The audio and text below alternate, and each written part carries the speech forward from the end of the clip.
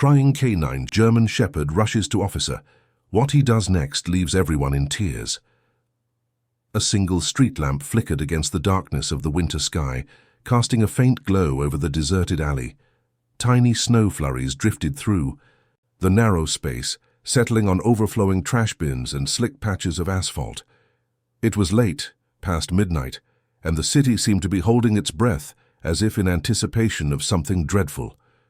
Officer Jake Holloway lay motionless against the far wall, his uniform soaked in blood. His eyes, partially open, struggled to focus on the swirling snow. Each ragged breath sent a fresh jolt of pain through his body. He tried to move, but found his limbs unresponsive. The chilling realization set in. If help didn't come soon, he might not make it out of this alley alive. Standing over him, braced on 4 strong legs, was Bolt, an imposing German shepherd with a distinctive jet-black streak down his back. His ears, tall and alert, were pinned forward, straining to pick up any sound that could mean danger. Every muscle in Bolt's body was tense, his sharp eyes searching the alley for threats. Moonlight caught the reflection of those dark eyes, adding a subtle gleam that spoke of both intelligence and absolute loyalty. Bolt's warm breath came out in clouds of vapor, mingling with the falling snow. He let out a low whine, turning his gaze from the far end of the alley to Jake, unsure of what to do. His training told him never to leave his handler's side, but instinct gnawed at him. Jake needed medical attention. Fast. There was no backup in sight, no radio crackling with frantic voices. Jake's radio had been shattered in the chaos, lying somewhere on the cold ground in a tangle of broken plastic and shattered electronics. A pained groan from Jake spurred Bolt to whine again. The dog bent down, nudging his handler's shoulder, gently with his nose as if to say, "Please, hang on, I'm here." A ragged breath left Jake's lips, and for a moment their eyes met. Bolt searched Jake's face for answers, for any sign of command or direction, but Jake's strength was rapidly fading.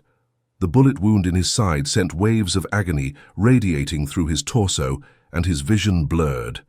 In the dim light of the alley, he struggled to find the words to guide Bolt. His lips parted, but he could only manage a shallow gasp.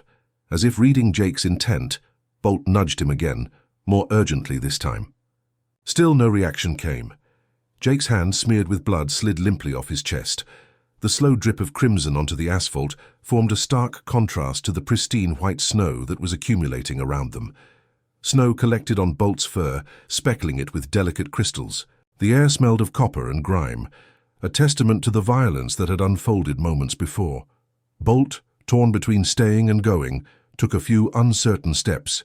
He swiveled his head in the direction of the main street, nose quivering as he tested the air for signs of other officers. There was nothing. No squeal of tires, no scuffle of heavy boots on pavement, no chatter of radio communication. Bolt let out a bark, sharp and commanding, as if calling for anyone within earshot to come and help. His bark echoed off the silent buildings, fading into the night. Nothing. Despair and urgency swirled in the dog's mind. He had one choice left if he wanted to save Jake. With one final, anguished look at his fallen handler, Bolt made his heartbreaking decision. He spun around and sprinted into the darkness of the alley.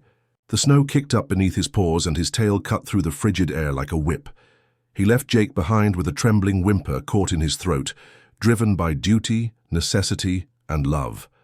No one was there to see Jake's trembling fingers inch across the ground in a futile attempt to hold on to Bolt just a moment longer. No one was there to witness the tear that slipped from Jake's eye and mingled with the blood on his face. The alley fell silent.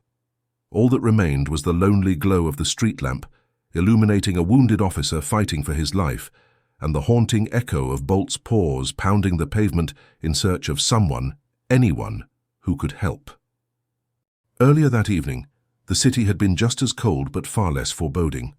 Snowflakes had started to drift down lazily around dusk, covering the streets in a fine dusting of white. Inside the K9 unit headquarters, Officer Jake Holloway stood, in front of a large kennel, adjusting a specialized collar around Bolt's neck. "You're all set, partner," Jake said, using a gentle tone. He gave Bolt's ear a playful tug. "Time for our big night." Bolt sat perfectly still, tail thumping. against the concrete floor, ears perked attentively. He wore a Kevlar vest emblazoned with K9 Unit in bold letters across the side. It was standard equipment, but it never failed to fill Jake with pride. Together, they had spent hundreds of hours training, search and rescue drills, controlled takedowns, narcotics detection. Their bond went deeper than a simple working relationship. To Jake, Bolt was like family.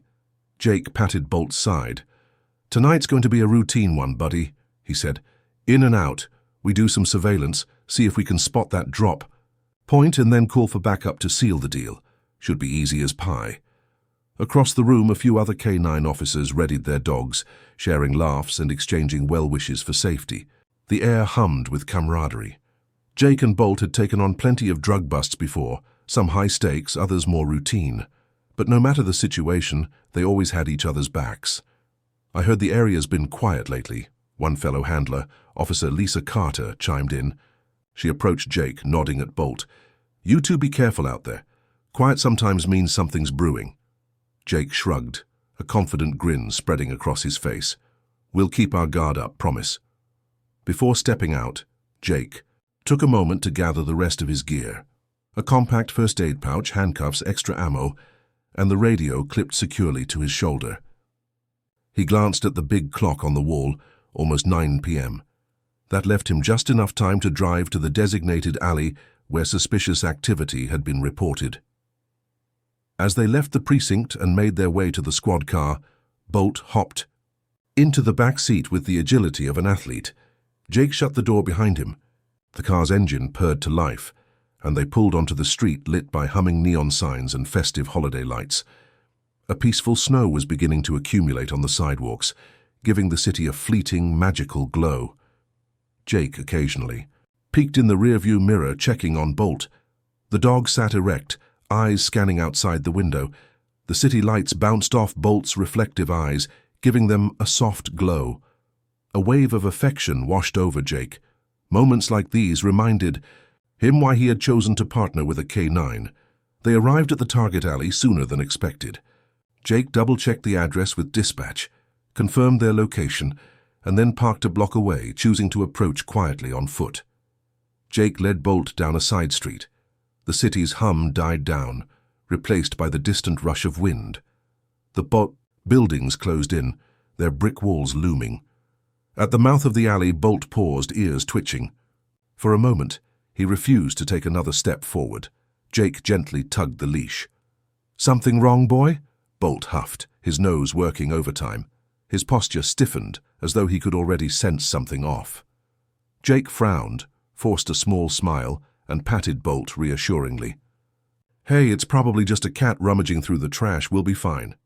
If only Jake had paid closer attention to Bolt's sudden reluctance, but in the moment, Jake dismissed it as overcaution. They had been on so many missions that ended quietly, almost uneventfully. Without another word, Jake continued into the alley. Bolt followed, though his ears remained pinned forward, his posture wired with tension. The stage was set. The snow drifted in lazy, swirling eddies. Jake's warm breath curled in front of him. With Bolt at his side, Jake scanned every shadow. He thought tonight would be just another routine bust, a quick peek, maybe a chase if the suspects tried to run. Nothing he and Bolt hadn't encountered before, but a storm was brewing, a deadly ambush that would leave Jake bleeding in the snow, and Bolt forced to make an unthinkable choice. Midnight had come and gone. Jake's watch read 12:13 a.m., though he only glanced at it briefly. He and Bolt had been waiting, observing from a dark corner of the alley, well hidden behind a stacked row of crates. Their vantage point gave a clear view of the alley mouth where they expected the dealers to appear. Despite the cold, Jake felt a bead of sweat on his forehead, a sign his nerves were on edge. Bolt trembled slightly, a subtle tension that Jake recognized as readiness. Then it happened, a flicker of movement at the far end of the alley. Jake tensed, placing a hand on Bolt's back as though to anchor the dog. He reached for his radio, with the other hand, prepared to whisper an update. But just as Jake pressed the button, the air erupted with the deafening crack of a gunshot. The force of the impact knocked Jake off his feet. Fire shot through his side, and the world spun. He let out a choked gasp, feeling the hot, slick dampness spreading rapidly across his uniform. Distantly, he realized he'd been hit. His radio slipped from his fingers, clattering on the pavement and splintering into useless pieces. For a split second, everything was frozen in Jake's mind. Time slowed. He recalled the training sessions where they practiced responding to sudden gunfire, the endless drills where you hit the ground and return fire. But in reality, the searing pain flared so strong and so fast that it left him paralyzed. All he could do was gasp. Bolt reacted instantly. The dog surged forward, a guttural growl ripping from his throat. Yet he didn't chase the shooter. Instead, Bolt stood guard over Jake, barking with frenzied menace at the dark silhouette darting away. Each bark ricocheted off the alley walls, like repeated thunderclaps. Jake's vision blurred, each breath sending fresh agony through his body. He tried to reach for his sidearm, but his arm felt like dead weight. Another wave of dizziness nearly suffocated him. Darkness threatened to swallow him whole as the edges of his field of vision began to fade. Wheezing, Jake groped for Bolt. His hand landed on the dog's vest, fingers pressing into the material with frantic desperation. "Bolt!" he croaked, not even sure if the dog could understand in that moment. Bolt whined in response, turning to nudge Jake's face with his muzzle. The shooter was gone, or at least no longer visible. Now, the only thing that mattered to Bolt was his handler, bleeding out on the frozen ground. The dog's training warred with his instincts. K9s were trained to go after suspects to protect their handler. But this was different. Jake was losing consciousness, and there was no immediate backup. Bolt let out another bark, more furious. As if cursing the night for taking away his partner's strength, Jake's eyelids fluttered. He mouthed something to Bolt, though no sound came. Bolt lowered his head, trembling with the weight of the decision he had to make. He could stay and stand guard over Jake, or he could attempt the unimaginable, leave Jake's side to find help. Jake's body slackened in Bolt's peripheral vision. The only sign of life was the ragged rise and fall of his chest. On pure instinct, Bolt made his move. With a final lick to Jake's cheek as if to say, "Hold on, I'm coming back," Bolt broke into a run. In the back of his mind, the dog understood it was his only chance to save his handler. Without a backward glance, Bolt thundered. Down the alley, nails scraping the icy pavement. The lonely echo of his barks faded behind him. Jake was left barely conscious in the cold. Snow swirled around him, settling on his hair, his face, and the rapidly expanding pool of his own blood. Somewhere in the recesses of Jake's fading consciousness, he was aware of Bolt leaving. He wanted to call out, to order the dog to stay, but he couldn't muster the energy. Instead, he surrendered to the suffocating darkness encroaching on his mind, praying that Bolt would find help before it was too late. The city streets at that hour were eerily still. Most people were asleep behind locked doors, oblivious to the drama unfolding nearby. Bolt emerged from the alley like a spectre, panting heavily, eyes scanning every stretch of darkness for a sign of life. Streetlights glowed with an otherworldly halo in the falling snow. Cars passed sporadically, their headlights cutting through the gloom, but none seemed to notice the frantic dog. Bolt's breath puffed in rapid bursts, condensation forming a fleeting fog around his muzzle. He trotted onto the main road, ears straining to pick up the slightest noise. He knew the difference between the ordinary bustle of the city and the purposeful stride of a police officer. As he paused near a row of parked vehicles, his ears flicked, picking up a faint radio chirp from somewhere far ahead. With renewed determination, Bolt sprinted forward. He navigated the maze of sidewalks and side streets, bounding around corners with single-minded focus. Occasionally, a startled pedestrian, likely coming off a late shift, would step aside, muttering exclamations at the sight of a large German shepherd racing through the night unaccompanied. Bolt ignored everyone and everything that didn't smell or sound like a police officer. Then, around the next bend, he caught the scent, a familiar blend of gun oil, Kevlar, and the distinct odor of a working patrol belt. It was the smell of someone who wore the badge. Bolt sped up, his nails scraping on icy patches until he rounded a corner and almost collided with Officer Kyle Bennett. Officer Bennett had just stepped out of his cruiser, the door still ajar, radio in hand. The night's silence was punctured by the dog's sudden arrival. Kyle staggered back, nearly dropping his flashlight. At first he didn't recognize Bolt, just saw a large, frantic German shepherd charging him. He instinctively reached for his weapon but paused when Bolt began, whining and tugging at his sleeve. Startled, Kyle trained his flashlight on the dog's vest. K9 unit. He crouched low, meeting Bolt's eyes. "Whoa there, buddy. Where's your handler?" he asked, scanning the surroundings. Bolt tugged more insistently on Kyle's sleeve, jerking him in the direction of the alley. The urgency in the dog's eyes was undeniable. Something was wrong, seriously wrong. Officer Bennett didn't question it. Experience told him that if a police K9 was alone and this agitated, it could only mean trouble. He grabbed his radio. "Dispatch, this is Officer Bennett. I've encountered a K9 dog apparently separated from its handler. I'm going to investigate." The dispatcher's voice crackled in response, sounding perplexed. Kyle didn't wait for the next set of instructions. He followed Bolt's lead, sprinting at the dog's pace. Bolt, with ears back and a tense posture, led him across a block, weaving around deserted cars and piles of shoveled snow until they arrived back at the mouth of the alley. Officer Bennett stopped short at the alley entrance. The beam of his flashlight cut a wide swath through the darkness. It landed on a crumpled figure lying near the wall, white snow tinted red around him. Jake Holloway, another member of their precinct, lay unconscious, breathing shallowly. "God, Jake!" Kyle gasped, rushing forward. He dropped to his knees on the slippery asphalt, quickly assessing the wound. The blood-soaked uniform clung to Jake's side, and a stream of bright red trickled along the ground. Instantly, Kyle pressed his gloved hand against the wound, applying pressure even though the warm blood seeped through his fingers. Bolt hovered just behind Kyle, pacing anxiously, letting out short, high-pitched whines.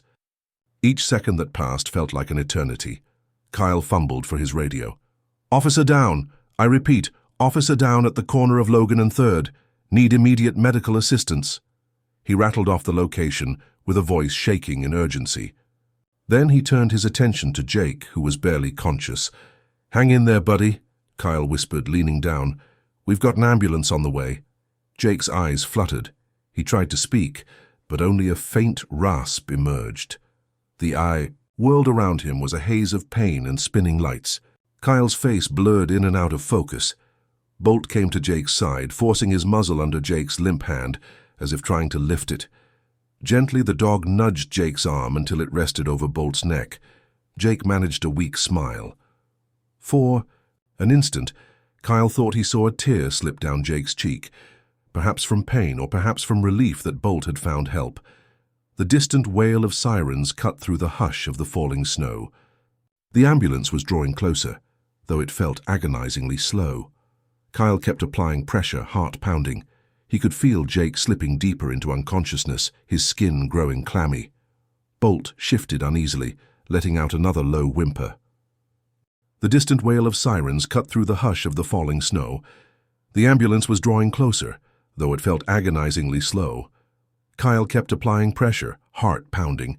He could feel Jake slipping deeper into unconsciousness, his skin growing clammy.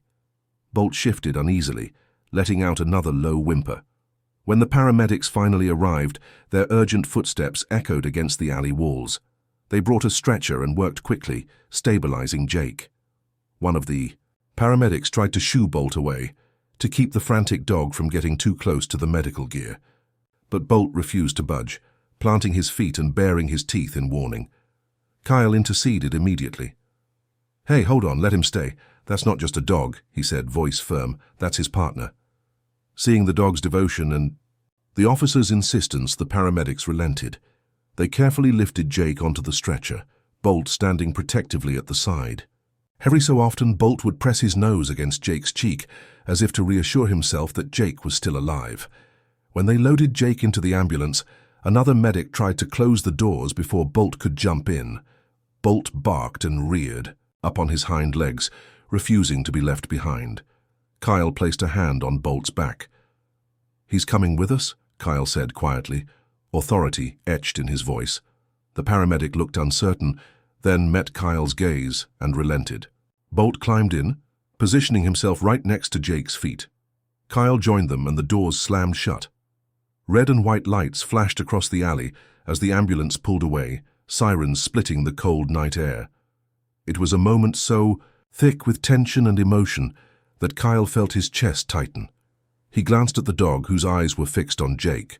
Bolt's ears were pulled back, a soft whine escaping him every few seconds. Kyle reached out and gently patted Bolt. "You did good, boy," he whispered. "You saved him." The hospital corridors were bright and sterile, a stark contrast to the grimy darkness of the alley. Nurses and doctors rushed around in a blur of scrubs, shoes squeaking on polished floors. The overhead lights were so intense they made shadows nearly disappear. Bolt sat in the waiting area outside the ICU, utterly immovable. The staff tried to persuade him to relocate, to perhaps wait in a designated area for animals.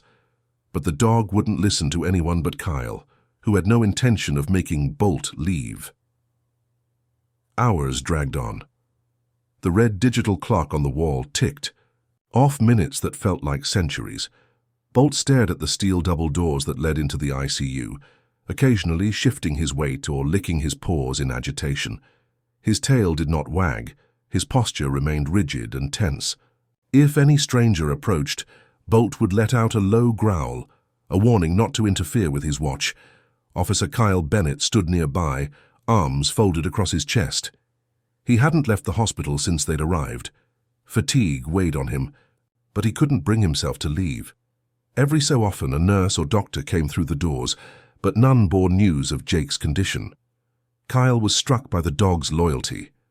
He had served with the force long enough to see strong bonds between canines and their handlers, but this took it to a deeper level. Bolt's eyes never left those doors. It was as though every fiber of the dog's being was waiting for a sign that Jake was going to be okay. A young nurse wearing a badge that read Carol approached with gentle steps. She crouched a few feet away from Bolt, holding out her hand as a friendly gesture. Bolt responded with a slight baring of teeth, making it clear he didn't appreciate anyone trying to get between him and those doors. Kyle intercepted. "Easy, Bolt. She's just checking on you." He turned to the nurse apologetically. "He's been through a lot tonight." The nurse gave a sympathetic nod. "I understand," she said softly, placing a small bowl of water on the floor at a careful distance. "Let me know if he needs anything." Kyle lowered himself onto a plastic chair next to Bolt. "I can't say thank you enough," he murmured, more to himself than anyone else. He thought back to how Bolt had found him and practically dragged him to Jake's side. If Bolt hadn't acted so decisively, if the dog had lingered too long with Jake or tried to chase the shooter, Jake might not have survived long enough for them to reach him. Late into the night, the doors finally swung open, and a doctor in scrubs emerged. She looked exhausted but determined. Kyle jumped to his feet, Bolt rising beside him. The dog's hackles went up, though not in aggression, more in anticipation of news. The doctor glanced at Bolt warily, then spoke to Kyle in a hushed voice. "We managed to stabilize Officer Holloway. The bullet nicked a major artery, but we've repaired the damage. He's not out of the woods yet. There's a high risk of complications, but if he makes it through the next few hours, his chances improve significantly." Kyle felt a mix of relief and renewed anxiety. "Can we see him?"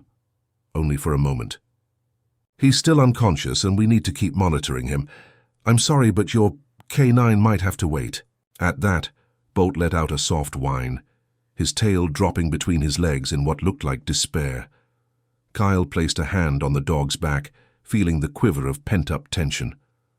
"We'll wait, Doc. Just please, save his life."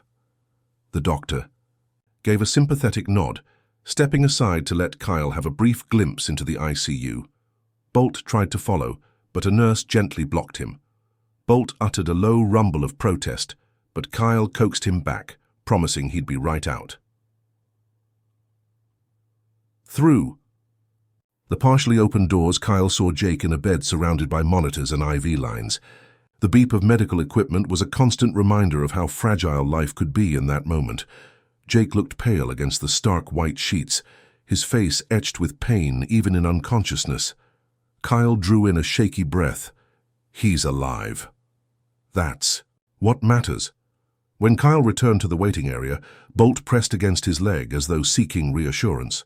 Kyle ruffled the dog's fur, heart heavy yet hopeful. "He's alive, boy," he whispered. "He's in a rough spot, but he's alive. We just have to wait." And so the long vigil began, Bolt refusing to budge from that spot, Kyle fighting off weariness. Together, man and dog stood guard for the friend who fought for his life on the other side of those steel doors. In a world of swirling darkness and muted sounds, Jake Holloway hovered between life and death. The doctors and nurses bustled around him, ensuring his body had every chance to heal. Yet for Jake, time blurred, and his thoughts drifted to the one anchor that guided him through the murk: Bolt. His memories were scattered like confetti, pieces of the past drifting into focus and then fading away.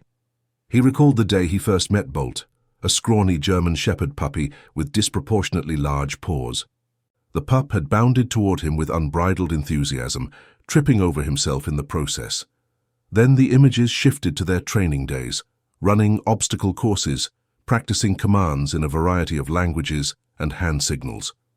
Each time Jake spoke, Bolt's ears would perk up, as though the dog wanted nothing more than to please his new partner. Jake's mind flashed forward, a tense search and rescue operation in dense woodland where Bolt had located a missing child. The look of triumph in the dog's eyes, the wag of his tail.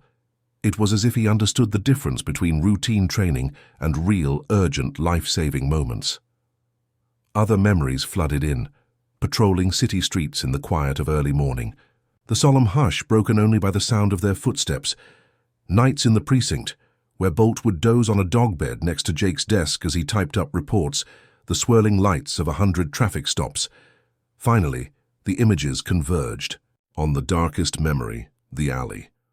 The blinding muzzle flash of a gun, the sharp cry of pain torn from Jake's throat, and the dim awareness of Bolt's distressed barking. Even in his unconscious state, Jake felt the ache in his side, the heaviness of approaching oblivion. Somewhere, amid the swirling recollections, a new sound reached him, a whimper soft and plaintive. It broke through the static and hovered at the edge of his consciousness. He recognized it as Bolt's. That small, heart-wrenching sound was more powerful than any shot of adrenaline. His mind latched onto it. Slowly, Jake could feel himself clawing back from the abyss.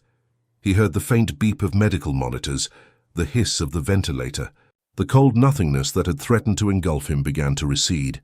Straining, he whispered, "Bolt," though the effort nearly cost him the last of his energy. Suddenly his fingers twitched. The slightest movement, but it was enough to set off alarms in the medical staff. They rushed around him, adjusting fluids, checking his vitals. Jake's eyelids fluttered, and for the briefest moment he thought he saw the silhouette of a large German Shepherd through the glass of the ICU doors. His lips parted, forming the shape of the dog's name again, without sound. But it didn't matter whether anyone else heard him. The important thing was that Jake was fighting to come back, for Bolt, for himself, and for the life they had built as partners on the force. When Jake finally opened his eyes in the hospital room, days had blurred by. A wave of disorientation crashed over him as he tried to piece together where he was and why.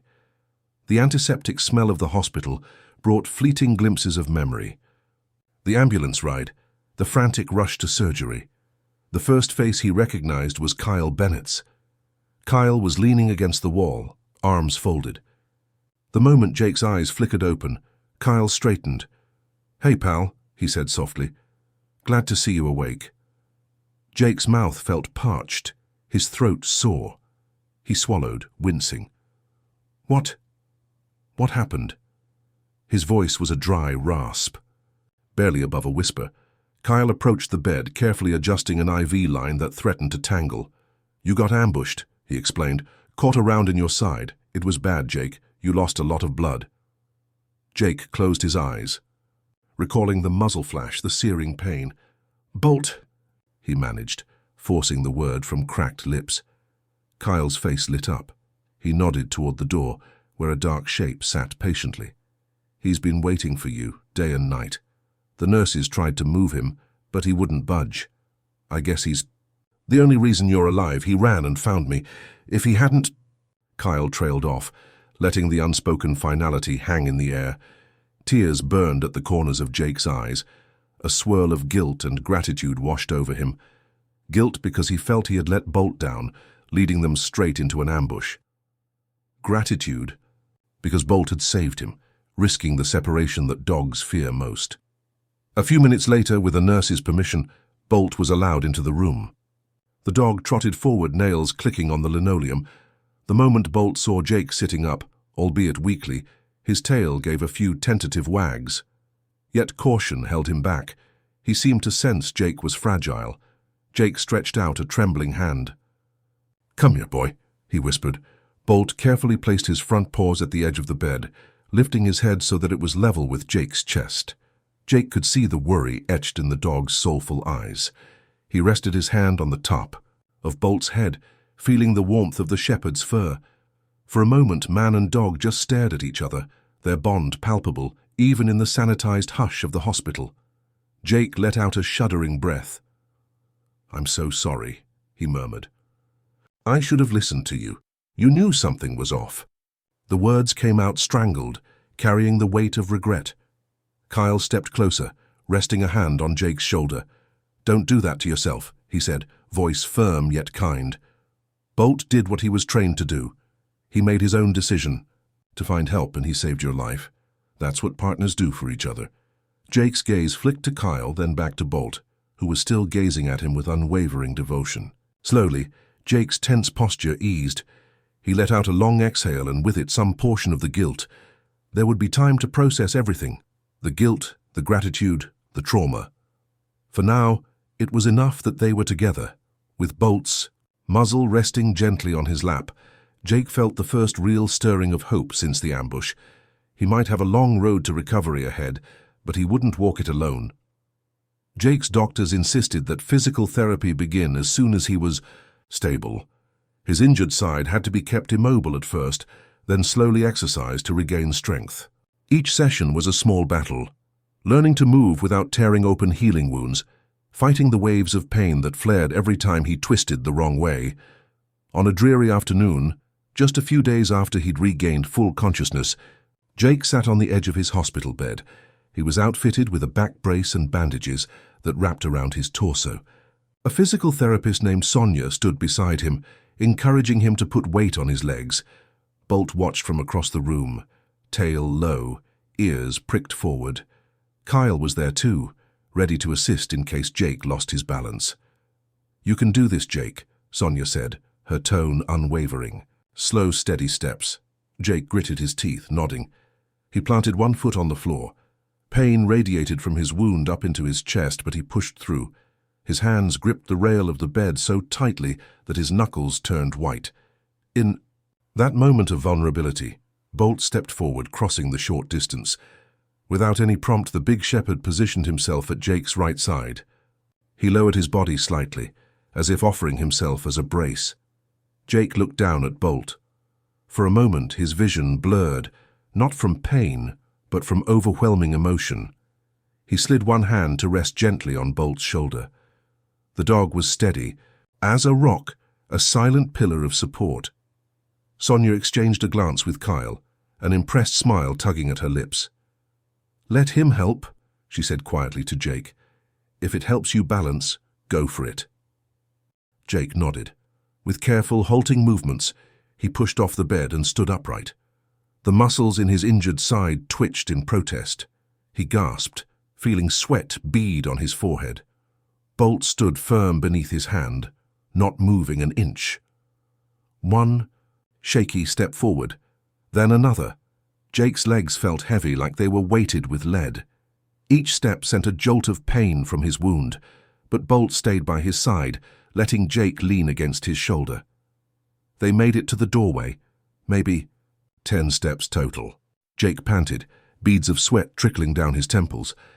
Yet despite the pain, a flicker of pride danced in his eyes.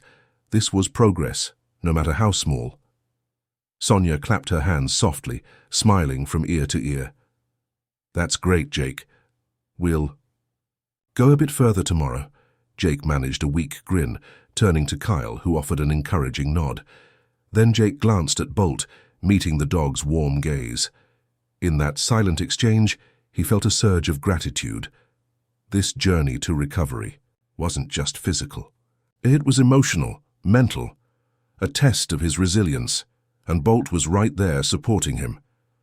When Jake finally settled back into bed, the pain so intense he could feel his heart hammering in his chest, Bolt sat by his side, resting a paw on Jake's foot. It was as though Bolt was saying, "I'm here. You're not alone." And for the first time since the ambush, Jake believed he truly wasn't alone. Every step he took, painful or not, was a testament to their bond, a bond forged in the harsh crucible of life or death moments, and made all the stronger by unwavering loyalty. 3 weeks passed in a blur of hospital routines, physical therapy sessions, and an outpouring of support from the police department. Cards and gifts flooded Jake's hospital room, some signed with heartfelt messages from fellow officers, others from anonymous grateful citizens who had heard the story of the heroic K9 who refused to leave his partner's side. Finally, after clearing the last round of tests, Jake was given the green light to be discharged. His side was still tender and his movements were cautious. But the bullet wound had healed enough to let him continue recovering at home, and eventually, after additional therapy, to return to duty. That morning, Kyle drove Jake to the precinct. Bolt rode in the back seat, tail wagging with such enthusiasm that it thumped against the seat. Jake had a flutter of anticipation in his stomach. He hadn't been back since the night they'd left for the fateful surveillance mission. The sun shone bright over the parking lot, reflecting off the freshly fallen snow. As Kyle helped Jake out of the car, Jake leaned on a sturdy cane for extra support. Bolt jumped out next, circling back to stand at Jake's side. When they entered the precinct, the room went silent for a heartbeat, and then erupted in applause. Officers, clerks, and even a few visiting civilians all stopped to cheer. The warm wave of sound hit Jake like a tidal force. He felt tears prick at his eyes, fighting the mix of embarrassment and deep gratitude. The captain emerged from the crowd, a tall figure with salt and pepper hair. "Officer Holloway," he said in a booming voice. "Welcome back. We're proud of you." He extended his hand and Jake clasped it, the strength of the captain's grip reflecting genuine respect. Fellow officers gathered around, a buzz of laughter and relief. Some of them leaned down to ruffle Bolt's fur, calling him a hero. Lisa Carter, the fellow K9 handler who had warned Jake about quiet nights, gently draped a small medal around Bolt's neck. It was a token of recognition from the department, something that read for outstanding service and loyalty. "Look at that," she said, eyes bright with emotion. "Now he's officially the dog with the medal." Jake looked around, overwhelmed by the warmth. He swallowed hard, managing a small smile.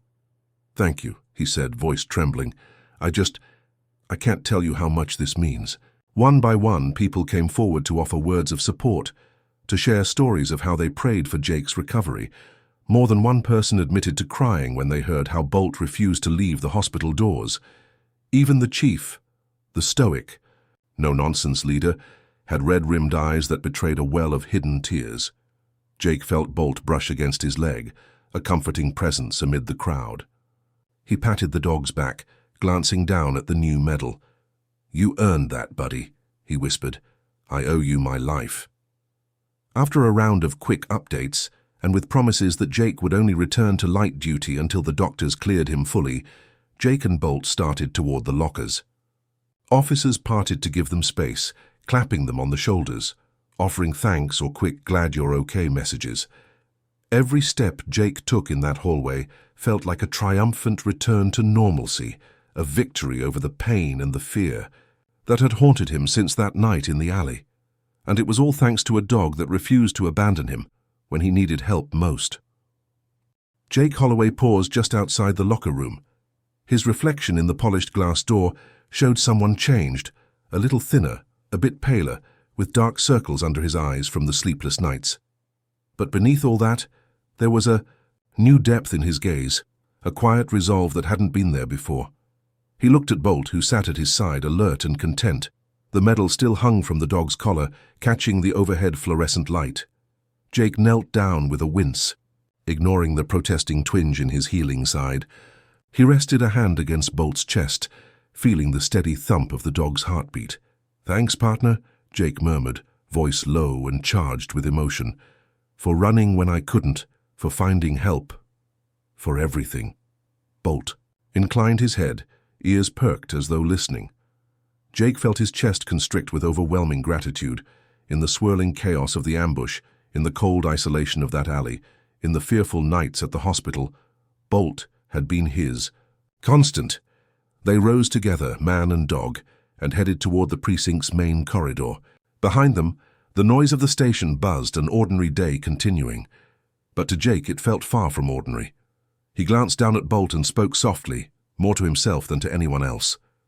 "We're not just back. We're better." Bolt looked up at him, tail swishing in a slow arc of agreement. They stepped forward side by side, ready to face whatever challenges came next. A hush seemed to settle in Jake's heart, replaced by a calm confidence. This wasn't just a return to duty, it was a return to life. A second chance sparked by the unshakable loyalty of a dog that had become more than a partner. He was family. And as they walked down the hall, colleagues nodding in respect, this hush exploded into a wave of renewed applause. People didn't just see an officer returning from injury. They saw a hero dog and a man whose faith in goodness and loyalty had been tested and affirmed.